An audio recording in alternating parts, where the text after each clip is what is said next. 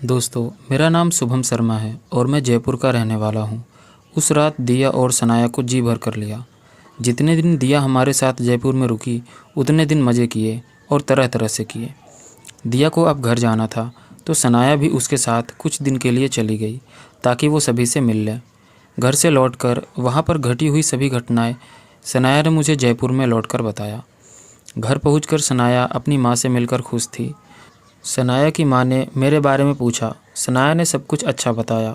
सनाया की चचेरी दीदी जिनल भी वहाँ पर थी। उसके पति विशाल भी आए हुए थे। जिनल भी मेरे और सनाया के रिश्ते के बारे में जानती थी।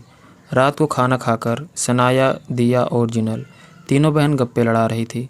बातों बातों में जिनल ने सनाया से पूछ लिया, कैसा चल रहा है शुभम के साथ, कुछ किया या फिर नहीं। सनाया ने तो पहले कुछ भी नहीं बताया। फिर जिनल ने कहा, नहीं किया हो तो मैं सिखा दूंगी।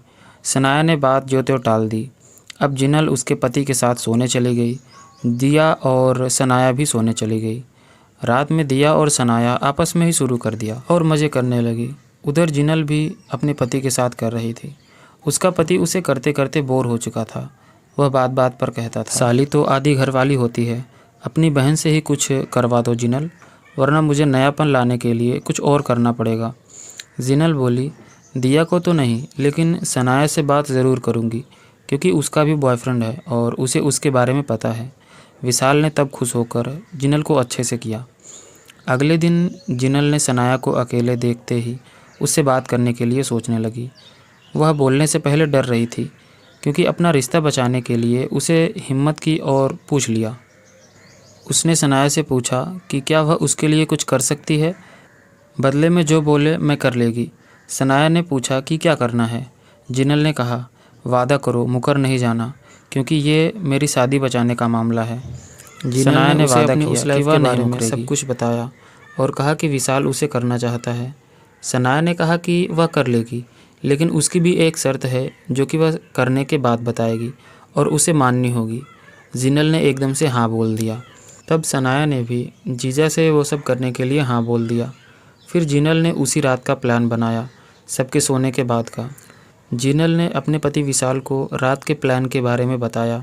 इससे विशाल बहुत खुश हुआ। रात को विशाल कमरे में इंतज़ार कर रहा था और सबके सोने के बाद सनाया और जिनल कमरे में आ गई। विशाल उन्हें देखकर बहुत खुश हो गया। जिनल ने सनाया को बेड पर बुलाया और बोली, दोनों को पता है कि आगे क्या करना है, तो बिना शर्माए कर लो। विशाल और जिनल नहीं जानते थे कि सनाया ने कितने सारे लिए हैं। विशाल ने सनाया को अपने पास खींचा और शुरू हो गया। सनाया भी उसका साथ दे रही थी। जिनल पास बैठकर अपने पति के साथ वो सब करते हुए देख रही थी। सनाया को पूरा अनुभव था। फिर उन दोनों ने खूब मज़े किए। 2 घंटे बाद वो दोनों अलग होकर बैठ गए। अब सनाया बोली जिनल से, मैंने तेरी और जीजू की इच्छा पूरी कर दी। जीजू ने तो मुझे ले लिया और जब चाहे आगे भी ले सकते हैं, लेकिन अब मेरी बारी है। सनाया ने तब जिनल को कहा कि तुम्हें भी मेरे बॉयफ्रेंड शुभम के साथ करना होगा। विशाल से जिनल ने पूछा कि क्या ये हो सकता है, तो विशाल बोला, लाइफ में नयापन लाने के लिए तुम भी कर सकती हो। जिनल भी काफ़ी खुश हो गई कि उसे नया वो मिलने वाला है। तब वे प्लान बनाते हैं कि सनाया को जयपुर छोड़ने जाएं, तब जिनल भी शुभम के साथ कर ले। इसके बाद वो दोनों पूरी रात विशाल के साथ किए।